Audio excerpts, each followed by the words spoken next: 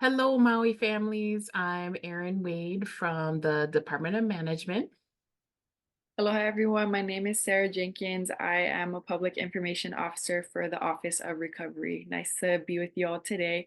Erin, can you tell us a little bit more about this new platform that the county is launching to provide additional information to the community on some of the hot topics of the week? Sure. Hi, Sarah. Thanks for doing this with me.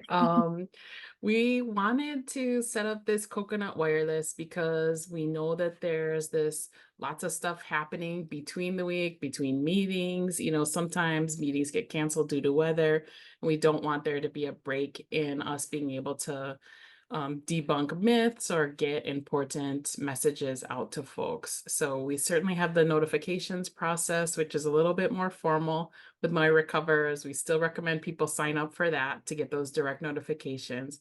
But occasionally there's just either rumors or confusion happening within the community that we want to be able to just jump on and kind of informally make sure we're getting the right message out. That's great. I'm super excited to be a part of this. I think it would be super beneficial for our community, especially in those times where we're not having meetings. So a lot has happened over the last few weeks that we haven't had meetings. One of those being a huge benchmark where Army Corps has cleared over 100 properties. And I want to know how how our community can best prepare for that process. Can you tell us? Yeah, thanks. So we have the majority of folks have signed up for cleanup through the Army Corps of Engineers to get the fire debris removed from their property. So it is really good to think through ahead of time, what the needs are of your property. Property owners know their land and their space the best. So the first thing that we highly recommend is if you haven't had the chance to go out, or if you want to go out again before cleanup, please do so. Make sure to wear your PPE. You can still get that at the Disaster Recovery Center. Um, we don't recommend driving onto the site. And I just wanted to share, this was something that came up. Folks are saying, oh, their tires were punctured or something.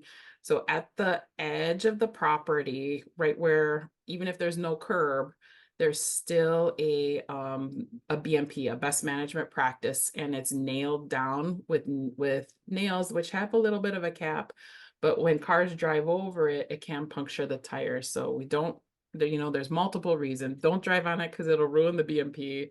It might ruin your tire. And then it risks tracking, ash and debris into the roadways, which are consistently kept very clean. So, please help us to manage that if you can. Don't drive on that. So yeah, wear your PPE when you go to the property. Make sure that um, just like not tracking things in and out. When you leave the site, you're taking everything off and bagging it up even before you get in your vehicle.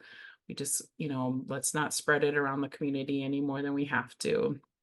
And then the other thing is just be advised that when the Army Corps does show up, there's heavy equipment that's involved. So have good spatial awareness. They might already be on your street. It's a construction zone, which is the primary reason for leaving the zone closed. There is heavy equipment moving.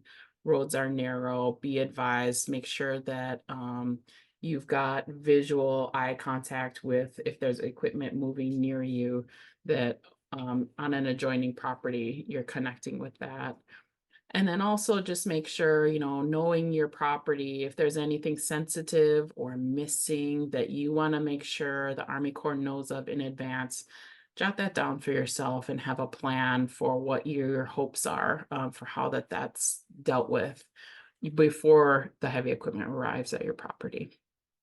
Thank you for all that information. I think that gives me a better understanding of, what to expect. I don't think any of us want to puka our tires. I don't think any of us want to ruin or impact any of the BMPs or, continue to spread the ash and debris, which we know is harmful to our community. So mahalo for that.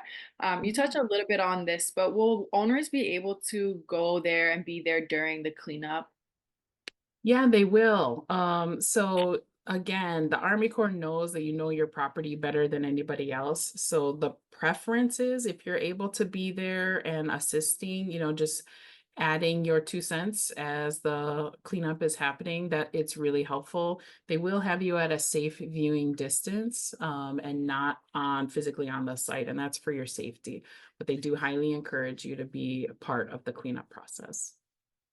That's great to know. I think for a lot of our community, it could be very beneficial for their own kind of mental health and healing to be a part of that process. And Army Corps has shared that a lot with us, and we've learned some of those stories from Kula, but it's definitely good to know that we can be there. Do you know if contractors can come in to help me or anybody who plan to rebuild?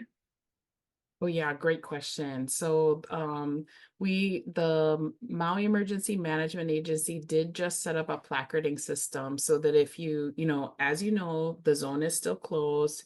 It does require an entry pass to get in. If you need a contractor to come in and assist you to plan for next steps on rebuild, they can go to MEMA Disaster Recovery Center and there's a placard process for those folks to assist. Um, it is important to know because one of the rumors that I wanted to make sure that we cover is I think folks saw the placard system come out and then thought, okay, great, we can just go clean up. No need wait on Army Corps of Engineers. Not the case. So the if your property has been deemed needed for mitigation, so this is because it's a hazard mitigation situation for the community and the environment, there is a very specific process every property needs to go through for cleanup. So whether you choose Army Corps of Engineers to do it for you, or whether you submit an alternative plan to do that, there's still, no matter which path you choose, has to be the testing, of the soil, the air monitoring, the asbestos, hazmat team that's certified to do all that cleanup. So that it is required, you still provide that team. So want to make sure when we're saying contractor access, that means if you're planning for to prepare to do alt debris cleanup and you're going to submit the permit and work plan with your contractors, they can come in and help you assess. They can't just start clearing. It does need to be reviewed and accepted plan before they start clearing. If you want to start planning for your rebuild after the lot's been clean, absolutely, go in and get the contractor pass. They can start the surveying, architect teams can go in, all that kind of stuff, because immediately after cleanup, the Army Corps of Engineers sends back a closeout package to the county, and then we're able to authorize building permits to be issued for those lots. That's super helpful and allowing me to understand kind of a little bit about that process, why Army Corps is doing what they're doing, but also to understand what I'm still required of a property owner, especially if I'm not opting into that program, that I can't just kind of go ahead and there's all these different restrictions and regulations, to keep our environment safe, but also to keep our community and our Kaia'ulu safe.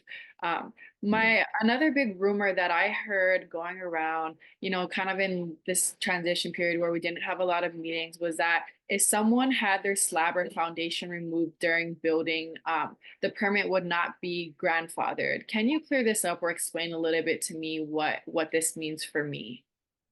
Oh yeah, we heard that too. So the short answer is the presence or absence of a foundation is completely unrelated to whether or not a building permit is either issued or reissued. So there's a number of factors that actually go into determining if a house can be rebuilt on its original foundation. Um, that includes things like the zoning setback requirements, if it's in a flood zone and what the elevations are, roadway standards, utility separation minimums. So all of that goes into determining whether or not a house can be rebuilt on its original footprint. But to correct the misinformation, the preservation of the slab does not exempt a property owner from meeting building, zoning, or development standards.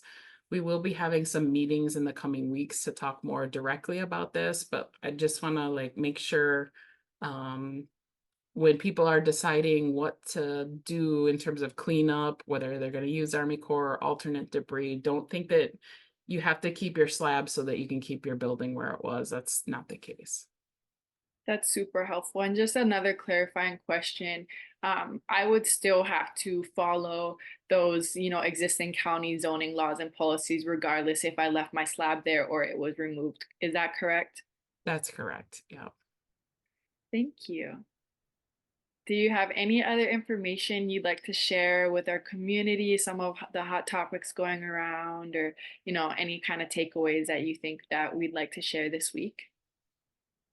Yeah, I mean, boy, there's so many things happening. It feels like a really busy week this week. And we hope actually moving forward, it's not going to be just me. We hope to be able to engage a number of different recovery team leads or program leads and allow us to address directly some of the topics that are coming up. So I hope this is helpful.